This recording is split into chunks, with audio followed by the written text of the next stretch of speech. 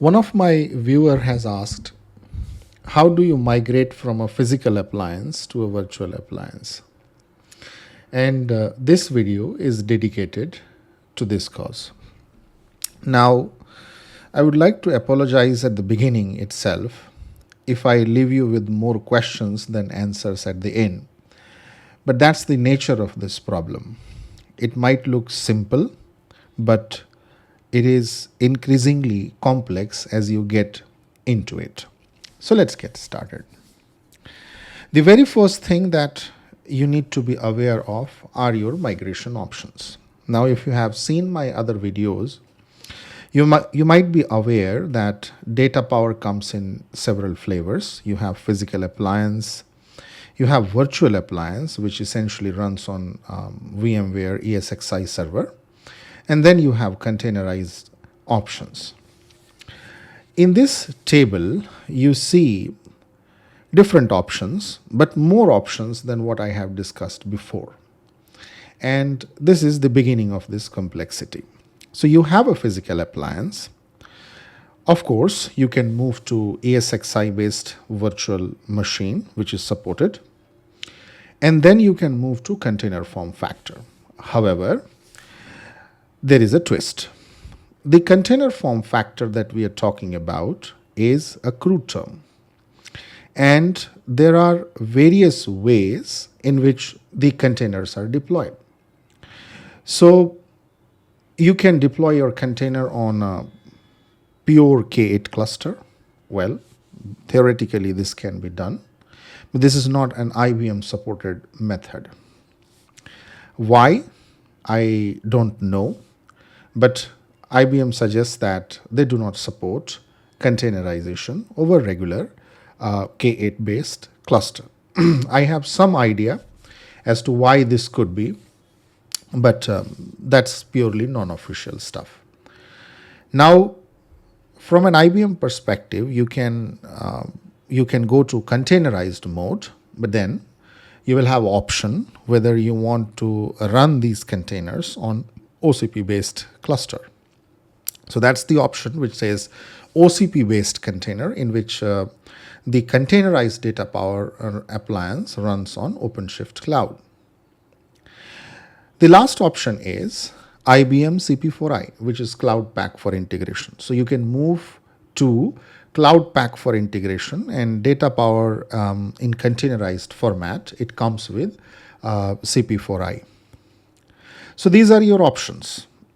Now, which one is supported is right in front of you, and you have to decide which one you want to move to. Each one will have its own pros and cons. Each one will have its own technical feasibility, and each one will have its own set of unique challenges associated with them. So this is about the choice part. Now let's move to the migration steps. Let's assume that you have decided to move. Now, what would be your migration steps? So here I have tried to list down some of these steps and how to perform them. Of course, step number one is to assess the technical capability of your team. Here, you ask questions like what about your DataPower team? Are they aware of the containerization technology? What about your infrastructure team? You saw that plain old Kubernetes cluster is not supported. OCP cluster is supported. CP4I is supported. So is your infrastructure team aware of this? Do you have such clusters in your organization? So questions like these, they probe your technical capability and will provide you guidance which way to move forward. Maybe your company has a VMware farm on AWS, then perhaps moving to ESXi based virtual machine would be a good idea. And maybe they have infrastructure on AWS and you want to spawn the OpenShift cluster over there. So AWS supports what we call ROSA. Azure has similar support. And you can spawn the managed OCP cluster over there too. So perhaps you can move there. So that's about assessing the technical capability. And this assessment, of course, is going to tell you or is going to be a big part in deciding which way to move forward. The next one is to assess the need for a consultant. Well, where here a consultant will help you mitigate many of the risks. They might have done this thing before and have gone through this path, so they practically know what works and what doesn't work.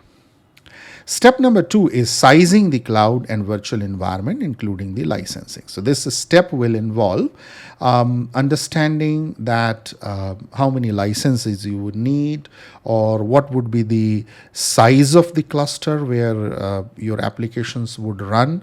And don't just focus on the production cluster. Also take care of the requirement of the non-production clusters that you have. And a crude but simple yardstick maybe to spawn couple of virtual DataPower appliances, redirect some traffic to it, and see how they perform, match the metrics with your production metrics, and try to find out that how many appliances or licensing you would need. So that's the sizing part.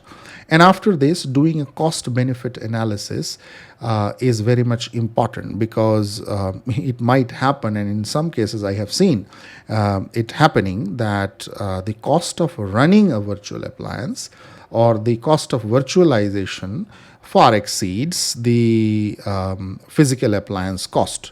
So the cost benefit analysis itself shoots down the typical idea of moving into the cloud. So it may happen in your case. So it is essentially that you do the cost benefit analysis. Now, migration steps are better done following the IBM Garage methodology. But many people are not aware of the Garage methodology, so I have tried to simplify it and tried to list down here in these steps like 3, 4, 5 and further.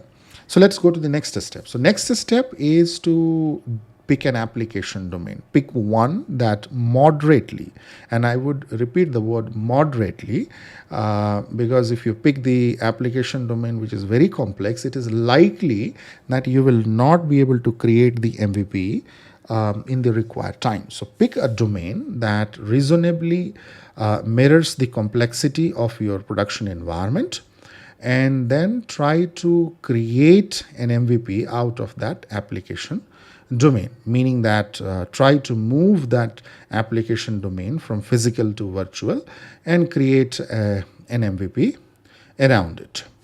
In this MVP, you should primarily focus on the proof of technology rather than trying to solve every problem in one go. So most of the winning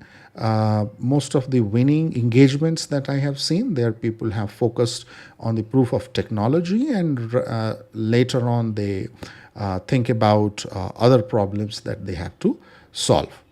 And parallel to this, you will have to devise a DevOps architecture. Now, many people might feel it an afterthought, but it is absolutely essential when you are moving into the cloud. You have to devise a DevOps architecture. This would be a determining point. A good DevOps architecture is something that you need, right? And if it is a weak DevOps architecture, then it is unlikely that you are going to reap the benefit of the cloud. So 3A and 3B steps needs to be done in parallel. Assuming that you have done it, you will have to test your DevOps architecture, fill the gap. Focus on the observability and devise a strategy for this. So this is step number 5. Observability is very important when you move to the cloud or virtualized environment. And the traditional way of observing Your application and appliance, as you used to do in physical appliance world, may not be sufficient in the virtual world. So you will have to devise a proper strategy for observing your virtual appliance or containerized appliance, and then apply this observability. Essentially, step 6 is about testing your observability model with the MVP that you have created and run a round of performance testing to ensure that scale in and scale out events happen properly. And I have seen in many cases that when you try to scale in the application, you will end up finding some kind of a hard coding in your application that prevents the scale out event and scale in and scale out event both. So you will discover when you run a round of performance testing and this is scale in and scale out event, that if there are any kind of gaps that you have to address in your application.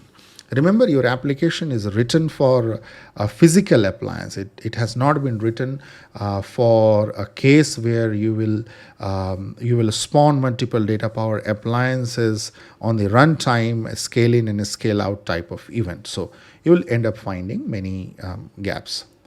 Now, the next step is definitely to move the MVP to the production and only redirect part of your production traffic to it. Allow sufficient time or I would say a cool down period where you observe this and you run this in parallel with your physical appliance in production and see how well this virtual appliance performs. Step 8 is, of course, to repeat step 3 to 7 for other application domains. And step 9 is that you break away from appliance model altogether, where you redirect all your application traffic to the new virtual appliance or appliance farm, whatever you want to say. So these are some of the migration steps. But I would also like to point out some of the perspectives over here. So you see, this is this particular slide is dedicated to the program manager perspective. So keeping program manager at the center, you will need certain people as part of a winning team. So you need a DataPower consultant over here. This is the person who has gone through this path and who has experience migrating the physical appliance to the virtual appliance. So this is the person. An applications expert is your own in-house application expert, somebody who is well versed in the applications that are developed in-house and currently running on DataPower physical appliance. So this is the person who will provide expertise from an applications perspective. The ops person would be required here in conjunction with cloud infra architect, because these are the people who are going to provide the infrastructure on which the virtual appliance would run. So whether it is a VMware based infrastructure or whether it is a cloud-based infrastructure, these are the people who are well versed in maybe OpenShift technology. They can establish the image repository. They can establish the operators and many other things that are required when you try to run your appliance on OpenShift cluster or CP4i, for example. So these are the people who needs to extend their hand. QA lead is the person who should be engaged from beginning, because this is the person who will have an eye on the quality and this is the person who will know from the very beginning that this is how the application used to work in the physical world, physical appliance world, and these are the changes that are happening when it is moved to the cloud or virtual platform. So they will devise their testing strategy accordingly. IBM client engineering team is absolutely essential over here. because these are the folks who will help you out in case you get stuck with the platform, the DataPower platform, meaning that you have DataPower container platform, you want to spawn it on OCP cluster, and few things are not working. For example, it is not able to pull the image from icr.io. The image is not spawning into the OCP cluster. The operators are not working. Perhaps some part of the operators are not working. So these are the folks who will help you out with that. They will also help you out with the licensing part. So earlier we mentioned that licensing part is something that is essential when you try to assess the cost. So IBM client engineering team will help you out with the licensing. And then security architect. So this is the person who will ensure that no loopholes are left around from a security perspective, whether it is application security or whether it is platform security. Security architects are required. Of course, there can be many more people beyond this, but these people form the core of the team that handles the migration part. Now, the characteristics in my experience for a winning team, I have seen that some of the characteristics are they deal with risk metrics from the very beginning. They have clear project milestones. They provide regular updates to their stakeholders. They continuously assess the risk. So risk management thing is present here, and then they focus continuously on the quality. So it's not like these are like afterthoughts. They are continuously assessed and checked. These are some of the characteristics that I have seen as part of a winning team. And I would also like to cite that some of the characteristics that I have seen for a failing team are like they do the security as an afterthought. So security should be present by design, not as an afterthought. They do the ad hoc DevOps model. As I said, I cannot stress enough on this fact that a good DevOps model is absolutely critical for your success when you want to break away from physical to virtual world. You provide non-sufficient cool-off time for the production. This is more of a kind of a hurry approach where you moved your MVP to the production and you want to hurry the remaining application domains to production. Big bang approach.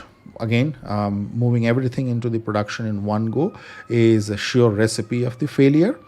And ad hoc team engagement, not forming a core team and trying to assemble them as you find them needed. That's not a part of a winning strategy.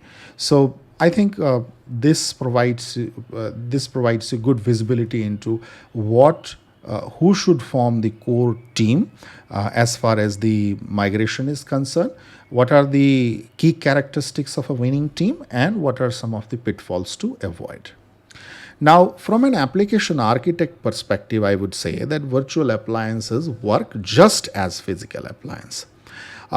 This statement is 99% true, which means that there is 1% gray area where this is not true.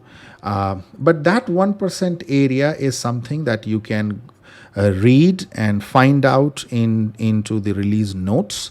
I will not elaborate on that, otherwise this video will stretch. Already this is stretching, but this video will stretch away further.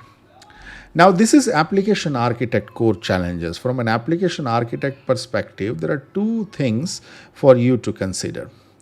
Do you want to do a domain backup and restore model to move your code from physical to virtual, or do you want to repackage your application as containers? So these are, you would end up doing one of these, right?